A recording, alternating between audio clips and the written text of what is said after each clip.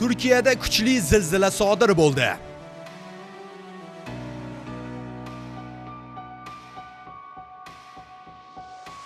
Deprem oluyor. Çok şiddetli bir deprem oluyor şu anda. Çok şiddetli bir deprem oluyor. Bunu yayında aktarmak durumundayız ama Evet. biz de Deprem oluyor. çok ciddi şekilde sarsılıyoruz şu anda. Kashmirda terrorchilar sayyohlarga hujum qildi. Vafot etganlar ham mavjud. अपने आप बोले ना मुझे यहाँ पर थी क्या बोलते भेलपुरी खाली पे मेरा हाँ, पति साइड में था ठीक है। एक इंसान आया उसने उसको गोली मार दी यहाँ पे उसने बोला कि ये शायद मुस्लिम नहीं है उसने उसको गोली मार दी नहीं आप टेंशन मत लो अब बेटा आप यहाँ पे रहो हम साथ में Barchangizga assalomu alaykum aziz obunachilar. Sizlarga tezkor xabar bilan chiqmoqdaman va hozirgi kundagi atrof muhitimizda bo'layotgan va Turkiya davlatiga kelgan yana bir ofat haqida suhbat o'tkazmoqchimiz va sizlarga Turkiyadagi aka-ukalarimizga, opa-singillarimizga ogohlik xabarlarini yetkazaman. Bemalol joylashib o'tiring. Qani unda biz boshladik.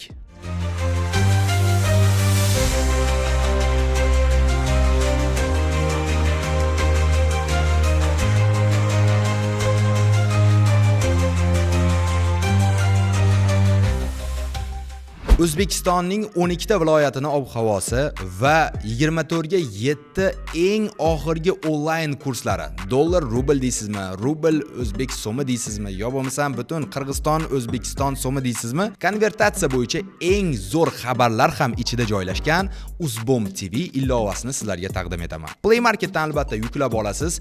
Описаниеda silkasi bor va o'sha yerdan yuklab olib, izoh bilan 5 ta yulduzcha yozib qoldirsangiz bas. Tez orada iPhone uchun ham ilova chiqadi. Bizni kuzatishda davom eting.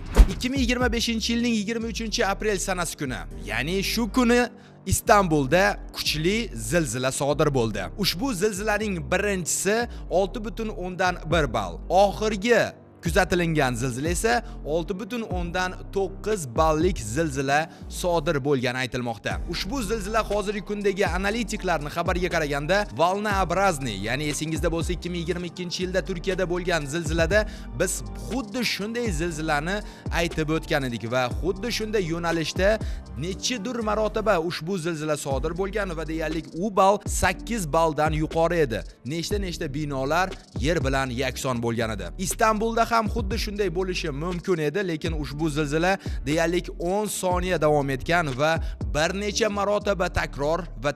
Volnoobrazniy, ya'ni to'lqinsimon zilziladan qo'rqish kerak deb bejiz aytishmaydi. Keling sizlarga Turkiyada jonli efirda o'tirgan telekanal boshlovchilari ushbu holatga qanday e'tibor berishdi? Ushbu lavhalarni taqdim etsam. idam kararını onayla. Evet sayın seyirciler, şu anda çok güçlü bir deprem yaşanıyor İstanbul'da.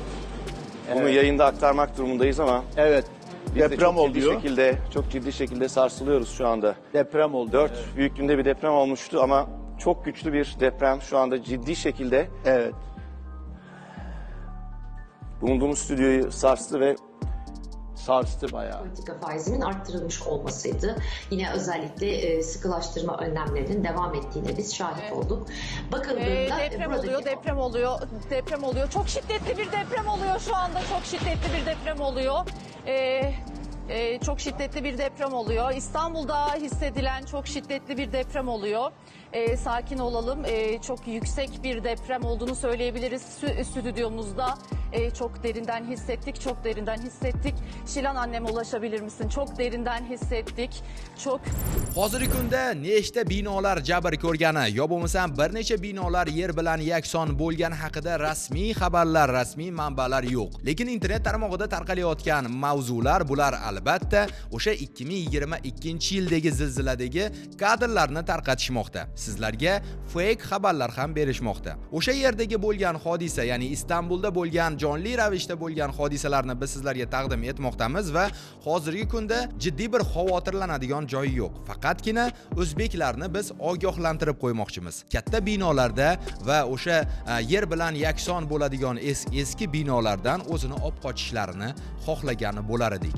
Yana eslatib o'taman, bu zilzilani biz to'lqinsimon dedik. Buni ketish ham, kelish ham bor. Ya'ni bilasiz, dengizda to'lqin biror joyga borib urilib, yana qaytib kelishi mumkin. Xuddi shunday Istanbulda shu zilzila sodir bo'lgan va yana kechga borib yo bo'lmasam hozirgi vaqtlarda ham ham ushbu zilzila takror va takror bo'lishi mumkin. Endi Turkiya bu holatlarga jiddiy bir qarashni davom etgan va qurilayotgan binolar deyarli 9 ballik zilzilani ko'tara oladi deya hozirgi kunda Turkiyaning ommaviy axborot vositalari jar solishmoqda. Ha, rostdan ham bir necha baland binolar deyarli 7 ballik zilzilaga bardosh bergan. Deyarli 10 soniya ushbu zilzila davom etishiga qaramasdan hech qaysi bir bino qulaganini hali kuzatganimiz yo'q. Lekin qachongacha davom etadi? Albatta buni vaqt ko'rsatadi. Shu orada aziz obunachilar, Hindistonning Kashmir degan joyida jiddiy terakt sodir bo'ldi. Hozirgi xabarlarga qaraganda Kashmir viloyatida sayyohlar dam oladigan bir maskanga 3 nafar terrorchilar sayyohlarga qarata o'q uzgani aytilmoqda. Hozirgi xabarlar 28 nafar inson vafot etgan. Deyarli 30 dan oshig'i jiddiy jarohat olgani aytilmoqda. Ushbu holatlar bo'yicha Kashmirning ommaviy axborot vositasi xabar berdi va bu holatlar bo'yicha O'zbekiston Respublikasining prezidenti Shavkat Mirziyoyev Miromonovich ham Hindistonga o'z ta'ziyasini bildirgan. Keling sizlarga o'sha yerdagi bir necha senzura holatidagi kadrlarni taqdim etsam. आपने आप बोले ना मुझे यहाँ पर थी, क्या बोलते भेलपुरी खाड़ी से मेरा हाँ, पति साइड में था, ठीक है। एक इंसान आया, उसने उसको गोली मार दी। यहाँ पे उसने बोला कि ये शायद मुस्लिम नहीं है, उसने उसको गोली मार दी। नहीं आप टेंशन मत लो, अब बेटा आप यहाँ पे रहो, हम साथ में Ushbu terrorchilar kim? Qarshilikka kurashish fronti deya o'zlarini nomlashgan ushbu terrorchilar o'z zimmasiga ushbu hodisani bo'yniga olgani aytilmoqda. Lekin ushbu terrorchilarni Kashmir politsiyasi qo'lga tutdimi? Hozircha bu holatlar bo'yicha xabar yo'q va qo'lga tutilgani yoki tutilmagani hozirgi manbalarda aytilmagan. Lekin ushbu terrorchilar o'rmonga qarab qochib ketgani manbalarda yozilgan. Aziz obunachilar, hozirgi kunda eng qaynoq va qiziqarli xabarlarimiz ommaviy axborot vositasida bo'layotgan eng kuchli xabarlar shulardan iborat edi. Turkiyadagi aka opa-singillarimizni ogohlantirib qo'yasiz. Agarda kelgusi xabarlar bo'lib qolsa, uzbomtv.com yoki Telegram kanalimiz orqali bilishingiz mumkin. Ссылкасini описаниеda qoldiraman.